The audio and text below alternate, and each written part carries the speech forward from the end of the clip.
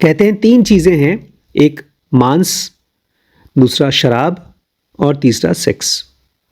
मांस, शराब और सेक्स, ये तीनों आपके कॉन्शियसनेस को, आपकी चेतना को टेम्परेरली खराब करती हैं, कमज़ोर करती हैं। नमस्कार दोस्तों, स्वागत है आपका इस सीरीज़ में जिसका नाम है Aghora, the left hand of God. Business में कहा जाता है, स्पिरिचुअलिटी में नहीं, आध्यात्म में नहीं, बिजनेस में कहा जाता है कि अगर आपको कुछ करना है, बड़ा करना है, तो सबसे पहले ये बिलीव करना होगा, विश्वास करना होगा कि हाँ, मैं कर सकता हूँ। मैंने इस चीज़ को पहले शुरू में बिलीव करने की कोशिश की थी, आज से करीब 20-25 साल पहले, लेकिन वो फर्जी बिलीव थी। मुझे याद, एक कंपनी थी छोटी सी, मैंने उसमें कुछ पैसे लगाए, फिर मैंने और लोगों को मेंबर बनाया, फिर मुझे पैसे भी मिले उसमें से। फिर उसका जो फाउंडर था वो मेरे साथ बम्बई गया, चेन्नई गया। फिर हम लोग को लग रहा था बहुत तेज़ी से ग्रोथ होगी, लेकिन कुछ टाइम के बाद वो कंपनी ही डूब गई। फिर मेरा बिलीव ख़त्म हो गया। भाई, जब कंपनी डूब गई तो बिलीव ख़त्म हो गया। फिर हम जब राजू से मिले थे पिछले 12-15 साल पहले, तो उनको देखकर लगा, यार ये आदमी तो ज़ीरो से उठा, ये कैसे उठा पता नहीं। जब उनसे बात हुई तो पता चला, हाँ, पढ़ाई करते थे हमारी तरह, नौकरी किया और बहुत अमीर आदमी हो गए। अभी रिसेंटली जब उनसे मिले थे तो वो भी यही शब्द बार बार बोले थे कि आशीष, जब तक तुम बिलीव नहीं कर पाओगे तब तक बड़ी संस्था नहीं बना पाओगे। फिर बात कर रहे थे तो बता रहे थे कि मैं सदगुरु को पर्सनली जानता हूँ, जो नहीं ईशा फाउंडेशन के सदगुरु हैं, वो उनके पर्सनल तरह से जान पहचान है। बता रहे थे कि उनका भी काम काफ़ी फैला हुआ है, काफ़ी बड़ा है। कम से कम 7,000 उनके यहाँ जो तपस्वी हैं, सन्यासी हैं, जो भी रहते हैं, उनके लिए रोज़ खाना 3 टाइम, उनके लिए रहना, बिजली, उसी का खर्चा करीब 250 करोड़ आता है। तो काम तो करना ही पड़ेगा। तो मेरा पॉइंट ये है कि किसी भी काम को बड़े होने के लिए पहले आपको बिलीव करना पड़ेगा। किसी भी काम को सक्सेसफुल करने के लिए आपको बिलीव करना पड़ेगा। लेकिन जो पहली बार मेरा मिस्टेक हुआ था, दोबारा मैं समझ गया क्या मिस्टेक था। बिलीव खाली गुब्बारे की तरह नहीं होना चाहिए कि हवा भर दिया फूल गया तो फट जाएगा। बिलीव होना चाहिए एक फाउंडेशन की तरह। जैसे बिल्डिंग बनती है तो उसकी नींव पड़ती है, वो मजबूत की जाती है, तब जाकर उसके ऊपर बिल्डिंग खड़ी होती है। तो बिलीफ का फाउंडेशन है ज्ञान, नॉलेज, और कर्म, एक्शन। किसी भी चीज़ पर आप विश्वास तब करिए जब आप उसके ऊपर और नॉलेज इकट्ठा कर रहे हैं, क्योंकि शुरू में आप विश्वास कर लोगे कि हाँ हाँ भगवान मेरी मदद करेगा। फिर जब नहीं होगा तो आप भगवान को कोसोगे, जबकि सच्चाई ये है भगवान हमेशा उसकी मदद करता है जो नियम कानून को समझता है और उसी के हिसाब से काम करता है। रिजल्ट आपको मिलेगा, लेकिन तब जब आप सही तरीके से किसी काम को करोगे। अब सही तरीके से करने के लिए आपको पता होना चाहिए नुआंसेस, बारीकियां। आज हम लोग पढ़ने वाले हैं जूनियर गुरुजी महाराज ने कैसे अपने विमलानंद जी को, अघोरी को, बहुत बार हेल्प किया, और उस हेल्प को करने के लिए वो गुरु थे और अपने शिष्य को हेल्प करने के लिए उनको बहुत टॉर्चर झेलने पड़े, लेकिन झेलते हैं वो। इसी प्रोसेस में आपको 3 महापाप भी बताया जाएगा, कौन से स्पिरिचुअल महापाप है। लेकिन मैंने शुरुआत की बिलीफ से, भरोसे से। एक बहुत अच्छे टीचर थे, वो कहा करते थे, भरोसा आपको इस पर नहीं करना है कि अभी मेरा काम हो जाएगा। आपको भरोसा इस पर करना है कि अगर किसी का काम हुआ है तो मेरा भी काम होगा, बस मुझे रास्ते पे चलना होगा। अगर विमलानंद को उनके गुरु मिले हैं तो मुझे भी मिलेंगे। अगर किसी को समाधि मिली है तो मुझे भी मिलेगी। लेकिन जैसे मैं वैभव को बता रहा था आज कि बिजनेस में भी आपको एक चीज़ नहीं करनी है जो कि लोग बिजनेस से छोड़ो स्पिरिचुअलिटी में भी करते हैं, और वो है हड़बड़ी, मेंटल हड़बड़ी। धीरज रखना है, कितने साल लग जाएं कोई दिक्कत नहीं है, क्योंकि समाधि का कोई टाइम फ्रेम नहीं है कि 10 साल में होगा कि 20 साल में होगा कि 50 साल में होगा। खुद जो जूनियर गुरुजी महाराज इनके बारे में पढ़ रहे हैं वो उसमें थे, ज़मीन में धंसे हुए थे, उनकी शरीर फंसी हुई थी, उनको निकाला गया, जगाया गया समाधि में से। तो कितने सालों से वो तपस्या कर रहे हैं पता ही नहीं। मुझे तो ये मान के चलना है कि जो मेरी ज़िंदगी है वो ही एक तपस्या है, उसी में मैं अपनी वासनाओं को पकड़ लूँ। और जैसा कि अभी हम कल पढ़ रहे थे, कृष्ण ने कालिया नाग के ऊपर खड़े होकर डांस किया, उसके ढेर सारे सर को काटा। वो कौन है? उनके सर कौन से हैं? उनके विचार, उनकी वासनाएं। तो देखते हैं आज विमलानंद को किस तरीके से उनके गुरुजी ने हेल्प किया। तो विमलानंद कहते हैं, मैं आपको बताना चाहता हूँ, जुआ जो होता है उसका हमारे ब्रेन के ऊपर कैटास्ट्रॉफिक इफेक्ट होता है, बहुत खतरनाक इफेक्ट होता है। जुआ मतलब बड़ा ख़ास चीज़ है जुआ, जहाँ पर कोई भी ऐसी चीज़ जिसमें तुक्का हो और आपको उम्मीद हो कि मैंने 10 रुपये लगाया है, क्या पता 10,000 रुपये कमा लूँ। लगता है चांसेस यही हैं कि नहीं कमाऊँगा, लेकिन फिर भी एक मन में उम्मीद है। ये जुआ है। घोड़े की रेस होती हैं, सट्टा मार्केट में होता है। आजकल तो हर छोटा छोटा बच्चा स्टॉक मार्केट में पैसा लगा सकता है। लेकिन आपको ये पूछना पड़ेगा कि मेरे मन की स्टेट कैसी होती है। से आप पूछ रहे थे कि सर मैं वहाँ काम करूँ कि यहाँ काम करूँ। अपने आप से पूछिए, जो भी काम कर रहा हूँ उससे मेरे मन की स्टेट कैसी है।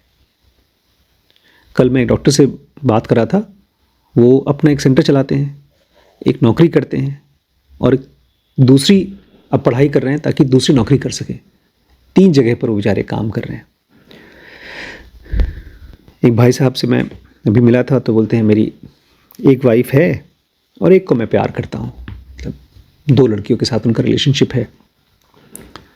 मैं तो दोनों को देखता हूँ, एक नौकरी, जब 2-2 3-3 नौकरी करनी पड़ती है, ट्रैवल करना पड़ता है बहुत ज़्यादा, या अगर मैं किसी और औरत को देखूँ अपनी बीवी को छोड़ करके, तो मेरे लिए दोनों चीज़ें बहुत मुश्किल हैं। ठीक ऐसे ही मुश्किल हैं जैसे मेरे लिए मिर्च खाना बहुत मुश्किल है। लोग खाते हैं लेकिन मुझे तो जलन होती भैया, हिचकी आ जाती है। मुझे याद है कभी कभी पान खाते थे हम लोग, पान में अगर सुपारी आ जाती थी तो वही गले में एकदम फूल जाता था, गला फूल जाता था, तो सुपारी छोड़ दिया मैंने। आजकल मीठा पान कभी कभार खाते तो सुपारी नहीं खाता हूँ मैं। तो हमारा शरीर और ख़ास तौर से भी हमारा मन बताएगा कि हम कैसा महसूस करते हैं। विमलानंद कहते हैं मैं क्या करूँ, मुझे आदत पड़ गई थी जुए की, और जुए की आदत ब्रेन के लिए, माइंड के लिए बहुत ही खतरनाक होता है। कहते हैं 3 चीज़ें हैं, एक मांस, दूसरा शराब और तीसरा सेक्स। मांस, शराब और सेक्स, ये तीनों आपके कॉन्शियसनेस को, आपकी चेतना को टेम्परेरी खराब करती हैं, कमज़ोर करती हैं। आपने मीट खाया तो आप नशे में हो जाएंगे, आपको नींद आएगी, आराम करने का मन करेगा। यही होता है शराब पीने के बाद भी, बेहोश हो जाते हैं आप। और सेक्स करने के बाद भी आपको लगता है कि आप थोड़ा सा आज आराम कर लें। लेकिन कहते हैं भैया, अगर आप जुआ खेलते हो तो आपका माइंड परमानेंटली, आपकी कॉन्शियसनेस परमानेंटली ख़राब हो जाती है। और आप थोड़ा देखने की कोशिश करिए, एक आदमी जब जुए में पैसा कमाता है उसको कहाँ खर्च करता है। एक साइकोलॉजी में बहुत बड़ी खोज हुई है, मैंने जब उसको पढ़ा तो मुझे बहुत मज़ा आया। उसका नाम मैं बाद में बताऊँगा, पहले मैं आपको एग्जाम्पल दूंगा। मैंने उसको साक्षात अपनी लाइफ में देखा है। आपको पैसे मिले, मान लीजिए आपने 1 महीना मेहनत किया और 1 महीने के बाद आपको 10,000 रुपये मिले, ठीक। और आप कल गए और आपने कहीं कोई गेम में खेला, ताश वाश खेला, और 10 मिनट के अंदर आपको 10,000 मिल गए। या आप कहीं पड़ा हुआ पा गए 10,000 रुपये। तो अब दोनों को आप कैसे खर्च करेंगे? मेहनत से जो कमाया हुआ वो पैसा, उसको कैसे खर्च करेंगे, और जो ऐसे ही मिल गया उसको कैसे खर्च करेंगे? जो आराम से कमाया है बहुत ही आराम से खर्च हो जाएगा, और चांसेस ये है कि वो ऐसी जगहों पर खर्च होगा जो आप वैसे नहीं खर्च करते। इसको साइकोलॉजी में बोला जाता है house money effect. House money effect, इसको मैंने एक्सपीरियंस किया, बड़ा मिस्टिकल था। एक ज़िनोगी जी ने हम लोगों को पैसे भेजे थे, डोनेशन 76,000 डॉलर्स, आज से करीब 4-5 साल पहले उन्होंने मैसेज किया, व्हाट्सएप किया कि सर हमने आपके अकाउंट में $76,000 ट्रांसफ़र कर दिए हैं, आप उसको यूज़ कर लीजिएगा। अब मैं तो पागल हो गया, बैंक में जाऊंगा देखूंगा $76,000 कितना होता है रुपया।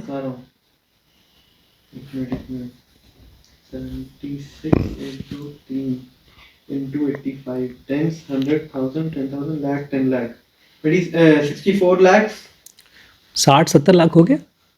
अब तो मैं सोच रहा हूँ कल नौकरी छोड़ूंगा, परसों ऑफिस बनाऊंगा और 10-12 कंप्यूटर डालूंगा। हालांकि मुझे शराब और लड़कीबाजी इन सब में तो इंटरेस्ट नहीं था, लेकिन मुझे अपने काम को बढ़ाने में बहुत इंटरेस्ट था। और पूरा प्लान बना लिया मैंने कि कहाँ से कौन सी दुकान से लैपटॉप खरीदूंगा और कहाँ पर ऑफिस लूँगा, मैंने पहले सोच रखा था। आप कहाँ पे थे उस टाइम? मैं ही डॉक्टर PL सिंह के यहाँ रहता था और चंदन में जॉब करता था। फिर 2 घंटे बाद उनका मैसेज आया, सॉरी सर $76,000 नहीं था, 76,000 रुपीज़ था। अरे लेकिन फिर अचानक से मुझे ध्यान आया कि मेरे अकाउंट में 70 लाख रुपए नहीं थे, उस समय करीब 10 लाख 12 लाख रुपए थे।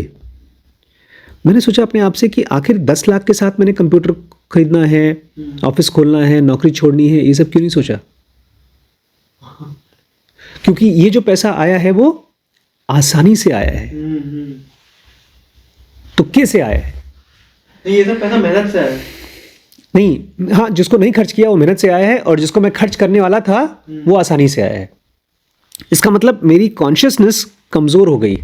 इसलिए जब भी कोई मुझसे पूछता है ना आपका इस काम के लिए बजट कितना है, तो मैं जान जाता हूं उस आदमी का कॉन्शियसनेस कमज़ोर हो जाएगा। मैं आपसे, आप मुझसे पूछेंगे सर, अब मैं वैसे ही मुझसे पूछेंगे मैं बिज़नेस करना चाहता हूं, बताइए बड़े पापा आपका बजट कितना है मुझे बिज़नेस कराने के लिए। मैं कहता हूँ 3 लाख रुपए, तो उनके दिमाग में आएगा 3 लाख तो मुझे खर्च करना ही करना है, अब कहाँ करूँ देखूँ। वो आपका कॉन्शियसनेस कमज़ोर हो जाएगा। कह रहे हैं एक आदमी अगर जुआ खेल के पैसा कमाता है, उसको खाने में खर्च करेगा, शराब में खर्च करेगा, या और नशीली चीज़ों में, लड़कियों में। अब सुनिए, अगर वो पैसा उसका गायब हो जाता है, कोई चुरा लेता है, आपका पैसा है भाई, आपने कहीं से जुआ खेल कर जीता है, लेकिन अगर वो चला गया तो क्या होगा। एनवी एंड हेट्रेड, आपके ब्रेन में, आपके मन में ईर्ष्या कि मेरा पैसा लूट गया, और घृणा। आज ही मैं किसी को जानता हूं बहुत परेशान है, घृणा है अपने ही बेटे के प्रति कि उनका बेटा उनका पैसा लेके भाग गया। और फिर हमारा ब्रेन पता है कैसे काम करता है, अच्छा ठीक है तुमने मुझे चीट किए हो, ठीक है अब मैं तुम्हें बताऊंगा। मैं आपको भी एक ऑडियो सुनाऊंगा। एक आदमी ने चीटिंग करके कुछ पैसा कमाया, मेरे पास उसका प्रूफ है। और जब मतलब उन्होंने बोला कि पैसा मुझे दीजिए, मैं आपका काम कराऊंगा, और पैसा लेकर के काम नहीं करा रहे हो, खर्च कर दिया। जब उनको बोला गया कि आप ये पैसा, उसका रसीद दिलवा दीजिए, तो चिढ़ गए, रसीद दिलवाने चिढ़ गए, गाली गलौज करने लगे। और काम करवाया।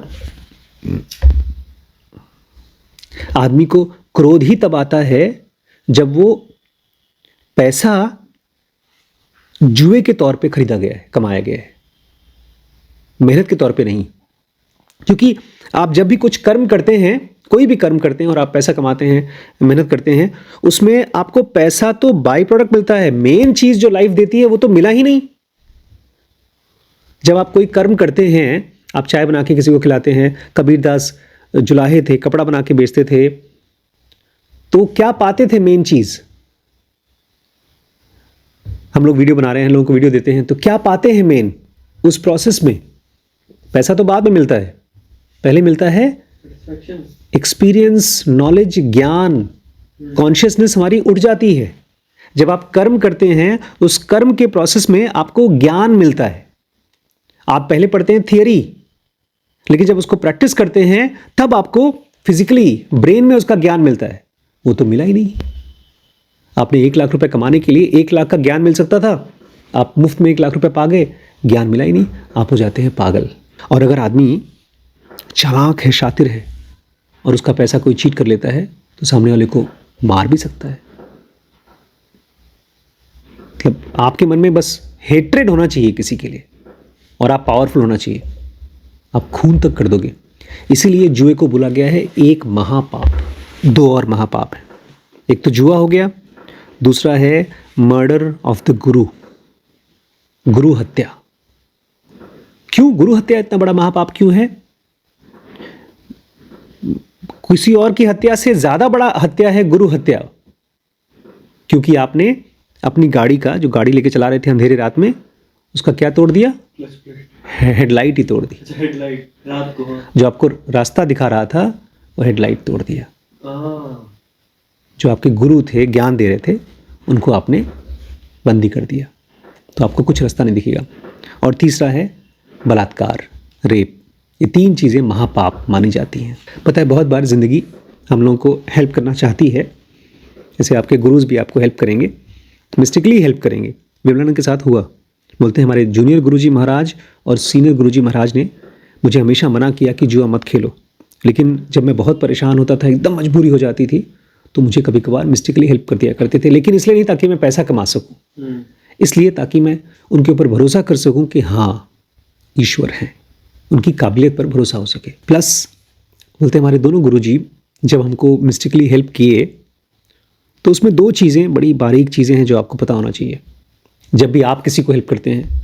मतलब एक तो होता है सीधा रास्ते में हेल्प करना, नियम और कानून के हिसाब से किसी की मदद करना, और एक होता है चोरी से मदद करना किसी की। तो दोनों कंडीशन में 2 चीज़ें होती हैं। एक तो जो आदमी इस तरह से कर रहा है, जैसे बताते हैं हमारे गुरुजी जब हमको हेल्प करते थे, तो वो जानते थे भविष्य में क्या होने वाला है, उसी को वो करवा देते थे, वो भविष्य जानते थे। तो आप इतने केपेबल होना चाहिए कि आप भविष्य जानते हो, तब जाकर के किसी को मिस्टिकली हेल्प करें, नंबर 1। नंबर 2, जब भी आप किसी की मदद करते हैं गलत काम में, उस प्रोसेस में आपको क्या मिलता है? एक कर्म मिलता है, नेगेटिव कर्म। तो वो भी आप हैंडल करना आना चाहिए। जैसे बहुत से बच्चे हैं आजकल, छोटे छोटे बच्चे हैं, गाड़ी चलाते हैं, स्पीड में चलाते हैं गाड़ी, सीट बेल्ट नहीं पहनते, एक्सीडेंट प्रोन होते हैं, एक्सीडेंट होता है, मर जाते हैं। और वहीं पर एक एक्सपीरियंस्ड ड्राइवर जब गाड़ी चलाता है, तो कभी कभार एक्सपीरियंस में अगर तेज़ गाड़ी भी चलाता है तो जानता है कि कैसे उसको हैंडल करना है। तो दोनों चीज़ों को याद रखिएगा। जब भी आप किसी की मदद कर रहे हैं तो उसके कर्म आप अपने सर पे ले रहे हैं। बोलते मेरे गुरुजी ने बहुत बार अपने सर पे मेरे कर्म लिए। एक और बड़ी इंपॉर्टेंट चीज़ है, जब भी आप किसी गुरु के पास या किसी दिव्य शक्ति के पास जाते हैं हेल्प मांगने के लिए, वो आपको हेल्प नहीं करेंगे, क्योंकि मिस्टिकली किसी की हेल्प करना उनका हैबिट नहीं है। हमने पढ़ा है जुनुगा में, रमन महर्षि भी बार बार कहते थे मिस्टिकल पावर्स कोई कंट्रोल नहीं कर पाता, वो निकलता है, प्लस उसके रिजल्ट्स होते हैं। अगर मैं कहीं पर नियम तोड़ता हूं तो उसके रिजल्ट होते हैं, उसका फल होता है। कोई भी नियम तोड़े उसका एक फल बनता है। ये पूरी ब्रह्मांड एक बहुत बड़ा सा म्यूजिकल इंस्ट्रूमेंट की तरह है, ऑर्केस्ट्रा की तरह है, और उस ऑर्केस्ट्रा की धुन है नियम से काम करना, सही तरीके से काम करना, धर्म के हिसाब से काम करना। और जब कहीं कोई अधर्म, छोटा सा भी अधर्म करता है, तो कृष्ण क्या बोलते हैं? वो ठीक से बजा नहीं रहा है, उसको हटाओ यहाँ से, उसको पहले बोलो जाए सीख के आए। उसको सजा मिलती है या उसको परेशानी हो जाती है। पूरे ब्रह्मांड में क्यों कहा जाता है कि यम, नियम, आसन, प्राणायाम जैसे नियमों को फॉलो करो? क्योंकि एक पूरा म्यूजिक चल रहा है। आपकी मैट्रिक्स में कहती है ऑरेकल कि इस ब्रह्मांड में हर चीज़ का एक सॉफ्टवेयर लिखा गया है, लेकिन उसी में कुछ लोग हैं सॉफ्टवेयर जो चीट करने की कोशिश करती हैं, तो गड़बड़ कर देती हैं, धर्म को गड़बड़ कर देती हैं। तो कभी भी अगर आपके मन में आता है यार कोई मुझे मिस्टिकली हेल्प क्यों नहीं करता, तो जान जाइए कि ये नियम के अगेंस्ट है। 3 महापाप कौन से हैं? जुआ, गुरु हत्या, बलात्कार। यहां बलात्कार को मैं एक स्पेशल तरीके से आपको बात करना चाहता हूं। मुझे पता है आप लोग वैसे नहीं हैं, लेकिन अब आप लोग ज़नोगीज हैं। ज़नोगी का काम है कहीं पर भी बलात्कार अगर हो रहा है तो बचाए, और जो भविष्य में बलात्कार होने वाले हैं उसको भी बचाए। वो कैसे बचाएंगे आप? मन साफ करके। बेसिकली जो लोग भी बलात्कार करते हैं ना, उनका मन बहुत डिस्टर्ब्ड है, जानवर की तरह है वो लोग। आपको ज़नोगा सीखना और सिखाना होगा। बलात्कारी को नहीं सिखा पाएंगे, लेकिन जिन्होंने अभी तक बलात्कार नहीं किया उनके साथ धीमे धीमे काम करना पड़ेगा। इसलिए मुझे लगता है कि हम लोग को हफ्ते में एक सेशन ज़नोगा का ऊपर करना चाहिए, 1 घंटे का। तो जिनके अंदर में उसकी थोड़ी बहुत बीज भी होगी किसी के साथ गलत करने का, और सबसे ज्यादा बलात्कार पता है कहां होता है? शादीशुदा घरों में। करता कौन है? हस्बैंड करता है वाइफ के साथ, या वाइफ करती है हस्बैंड के साथ। जहां पर भी आपको सेक्स करने का मन नहीं है और आप जबरदस्ती कर रहे हैं, उसको बोलते हैं बलात्कार, चाहे हस्बैंड करे चाहे वाइफ करे। और क्यों ये महापाप है? इंसानों के लिए बहुत बड़ा पाप क्यों है? क्योंकि हमारे ब्रेन में सबसे बड़ा फोर्स एस सेंटर है, सेक्स का सेंटर है। बुद्धि बहुत छोटी है, इमोशन भी सेक्स से कम है। तो जब आप किसी आदमी के सेक्स के साथ में वायलेंस करते हैं, जबरदस्ती करते हैं, तो वो भी बेचारा टॉर्चर हो जाता है और आपको भी बहुत बड़े कर्म इकट्ठे करने पड़ते हैं। इसलिए महापाप है। गुरु हत्या तो भाई गुरु हत्या महापाप है ही, क्योंकि इस दुनिया में सब कुछ कंफ्यूजन है, अंधेरा है, केओस है, और गुरु ही केवल आपका रास्ता है, लाइट है, एक नाव है जो पास करेगी। कल हम लोग पढ़ेंगे कि कैसे जूनियर गुरुजी महाराज ने विमलानंद जी को एक्चुअली उनकी जान बचाई और उसके बदले में उन्होंने कुछ झेला, बहुत बड़ा कर्म का फल झेला। बट ये कहानी मैं इसलिए बता रहा हूँ कि आप लोगों को धीमे धीमे ये भरोसा होना शुरू हो जाए कि फिजिकली गुरु देखने की जरूरत नहीं है आपको। आपके लाइफ में गुरुज हैं, वो हमेशा आपको हेल्प कर रहे हैं। ऐसा कोई भी इंसान धरती पे नहीं है जिसके पास गुरु नहीं अवेलेबल है, लेकिन हमारा ही दृश्य उनकी तरफ नहीं जाता, हमारा भरोसा नहीं है। मैं कहानी इसलिए बता रहा हूँ ये सब, ताकि हमारे मन में भरोसा डेवलप हो सके। ठीक है दोस्तों, ये बहुत इंपॉर्टेंट सीरीज़ है, थोड़ी सी अलग है, बट अगर कोई स्पिरिचुअल स्थिति में बहुत सीरियसली आगे बढ़ना चाहता है तो ये उसके लिए बहुत इंपॉर्टेंट है। ये पूरी की पूरी सीरीज़ आपको dkprince.com पे अवेलेबल है, आप जाके चेकआउट करिएगा। ठीक है, नमस्कार।